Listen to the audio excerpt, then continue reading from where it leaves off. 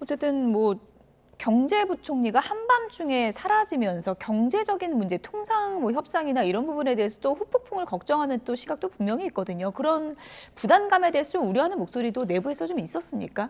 충분히 예. 있었습니다. 예. 기본적으로 경제 통이기 때문에 탄핵해서는 안 된다라는 내용들은 과거부터 있었고 실제로 우려를 범하시는 분들도 있었죠. 예. 그러나 한덕수 권한대행이 사표 쓰면 또다시 최성목 부총리한테 권한대행 몫이 갈 텐데 과거에 법률을 위반하고 헌법재판관을 임명하지 않았던 그 과오들이 되풀이 될 거라고 봤던 겁니다. 그래서 최성목 권한대행을 다시 시켜줘서는 안 된다라는 의미에서 이 탄핵소추안이 발의됐다 이렇게 봐주시면 좋을 것 같습니다. 네. 이른바 뭐 매운맛 민주당으로 가야 된다 이런 얘기도 뭐 어제 의총에서 있었다 이런 보도도 있었는데 오늘 또 정청래 법사위원장이 오늘 이런 얘기를 했습니다. 대통령이 되면 형사재판을 중단하는 법 개정안을 오후에 뭐 상정하겠다 이런 입장을 밝혔다 그러거든요. 이게 헌법 84조 그러니까 대통령 되면 재판 어떻게 되는 거냐 이 부분에 대한 얘기 같은데 이건 어떻게 보세요?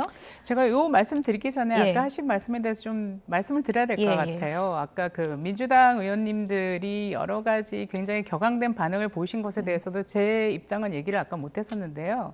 특히 최민희 의원 같은 경우에 무슨 뭐 윤석열의 친구 조희대 대법관 이런 얘기 하셨는데 예. 그러면은 이재명 친구 문형배 헌법재판소장 아닙니까?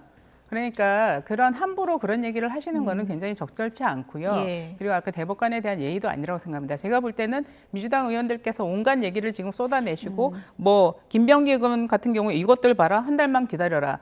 이거는 협박입니다. 이것들 바라는 추후에 지웠다 그럽니다. 네, 그리고 예. 한번 그런데 다 살아 있어요, 그게. 예. 이것들 봐라 한번 지우고 나중에 한 달만 기다려라 그 다음에 지웠어요, 예. 이분이. 이런 얘기들은 뭐냐면 기본적으로 민주당에서 집권을 하게 될 경우에 어떤 식으로 국정을 운영하겠다. 여야 관계를 어떤 식으로 끌고 가겠다. 그리고 사법부에 대해서 지금까지 사법 쿠데타에 money 했던 거에 대해서 사법부에 대해서 어떠한 입장을 견지하겠다는 사실상 맛배기를 보여주는 거라고 생각합니다. 예. 정치 보복을 하겠다는 것, 사법부에 대해서건 타 정당에 대해서는 정치 보복을 강하게 하겠다는 의지를 저는 드러내는 거라고 보고요.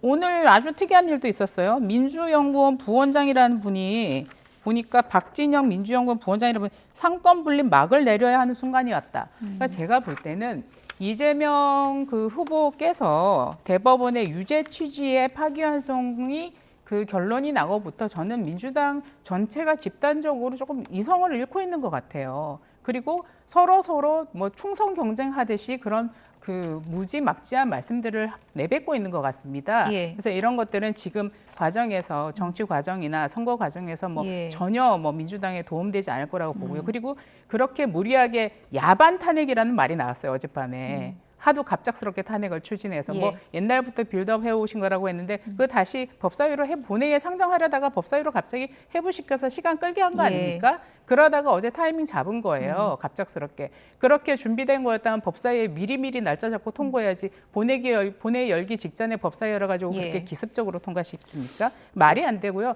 잠시만요. 그렇게 예, 위헌적이라고 예. 주장하시면 줄여주시죠. 진작에 예. 탄핵했어야지 왜 어제입니까? 어젯밤에. 짧게 한 짧게만 말씀만 드리면 저는 예. 이런 식으로 국회를 폭주하듯이 몰아가는 것은 거의 광란의 저는 입법 30초 폭주라고 드리겠습니다. 생각합니다. 예. 30초면 짧게 하겠습니다. 예. 지금 뭐 대법원을 모욕한다, 대법원 비판해서 비판하면 안 된다라고 국민의힘이 계속 주장하는데요. 과거에 헌법재판관 모욕은 국민의힘에서 다 했습니다.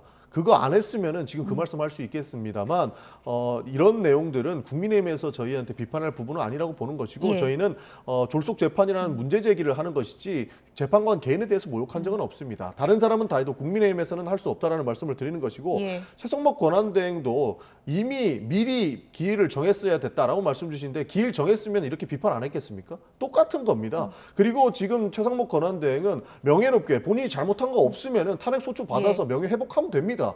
그런데 저희가 봤을 때는 캥기니까 사퇴하고 도망간 것 아닌가 하고 생각할 수밖에 없는 이 것이죠. 논쟁은 여기까지 듣겠고요. 제가 조금 전에 서 의원님께 질문 드렸던 부분이요.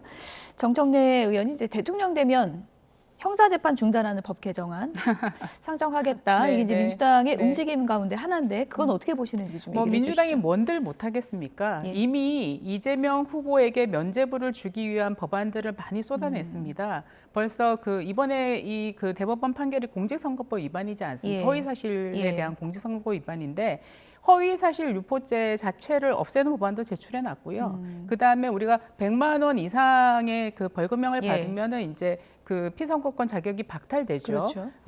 의원직도 박탈되죠. 거기에 대해서도 1,000만 원 이상으로 법안을 내신 분들이 민주당에 있어요. 그러면 이것을 다 추진해가지고 강행 처리했을 때 거부권만 못 쓰게 되면 이 법안은 그대로 입법이 되는 겁니다. 예. 결국은 이재명 후보 한 명을 살리기 위한 법안들이죠. 예. 그리고 헌법 84조 문제도 예. 저는 이제 해석의 문제가 있다고들 얘기를 하시는데 그 현직 대통령이 이제 소추를 받지 않는다는 거 아닙니까? 소추라는 것은 그 재판에 영향을 미치는 게 아니라 소추 기간은 검찰을 얘기합니다. 공소를 할 수 있는 것과 그다음에 공소 유지를 하는 것이 바로 소추의 의미입니다. 그 기본적인 그 법률적인 의미라도 예. 좀 파악하시고 그런 주장들을 하시길 바라고요. 그게 안 되니까 지금 각종 법안들을 쏟아내겠다고 그 엄포를 놓고 예. 있는 겁니다. 형사재판 중단하는 법 개정안 이거는 어떻게 보세요? 진짜 표결까지 바로 갈 거라고 보십니까? 실제로 가능하다고 봅니다. 예. 그리고 충분히 합리적으로 개정을 해서 추진이 가능하다고 보는 겁니다. 그래서